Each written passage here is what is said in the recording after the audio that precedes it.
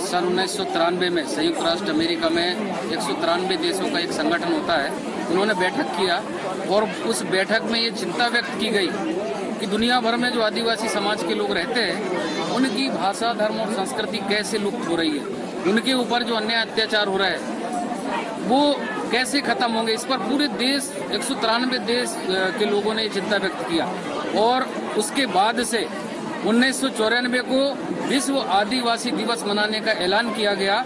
और मैं समझता हूँ पूरे विश्व के अंदर अगर किसी जाति या समाज का दिवस मनाया जाता है तो वो सिर्फ आदिवासी है। तो हम लोग प्रतिवर्ष मनाते हैं, लेकिन दुख की बात यह है कि भारत देश में 25 सालों बाद ये पता चला कि विश्व आदिवासी दिवस मनाने का भी कोई यूएन में प्रस्ताव है।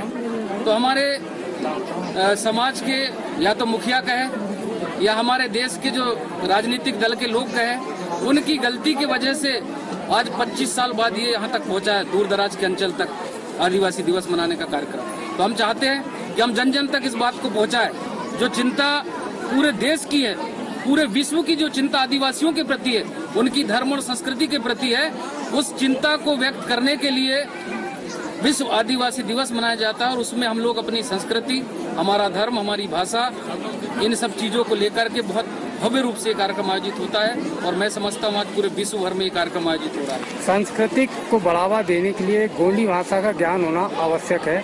आप ये क्यों नहीं प्रयास करते कि हमारे मध्य प्रदेश में गोंडी भाषा का स्कूल होना चाहिए? सर, मैं आपको बताना चाहूँगा, गोंडी भाषा के लिए हम लोग खुद गए हुए थे।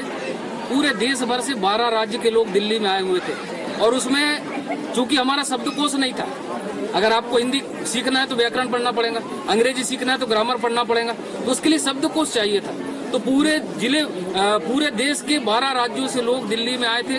कस्तूरबा गांधी यूनिवर्सिटी में हम लोग बैठे, वहाँ पर 3000 शब्दों का शब्दकोश बन चुका है और इसकी लिपि भी तैयार हो गई है। अब हम शासन से काफी दिनों से मांग कर रहे हैं, गोंडवाना आंदोलन के माध्यम से जगह जगह हम लोग 20-25 साल हो गए इस आंदोलन के चलाने के लिए। हमारे पेनवासी दादा मनमोहन साहब भट्टी जी, दादा हीरा सिंह मरकाम जी, मोती रावण कंगाली जी, जो गोंडी साहित्य के बड़े विद्वान और जानकार हुए, उनके सपने अब धीरे धीरे, जैसे हमारे जिला पंचायत अध्यक्ष मैडम ने कही कि हम लोग उठाते, तो अब हमारे पास हमने माननीय मोदी जी को भी अपनी बात रखी कि हमारा आदिवासी स्कूल होना चाहिए जिसमें गोंडी भाषा का उपयोग हो, ताकि हमारे बच्चे, आने वाली पीढ़ी इस संस्कृति को बनाए रखें और इस संस्कृति और समाज के बारे में जानें। और माननीय जो भी विधायक अभी हैं वो पूर्व में जो रहे, उन लोगों ने भी बात रखी है। माननीय नथन सर जी ने, हम लोग सब बैठते हैं, हमारी समाज की जब बैठक होती है तो ये बात जरूर रखते हैं। और होगा एक दिन ये, जब सारी चीज़ें हो रही हैं, स्कूल भी खुलेगा और ये विषय भी होगा गोंडी भाषा।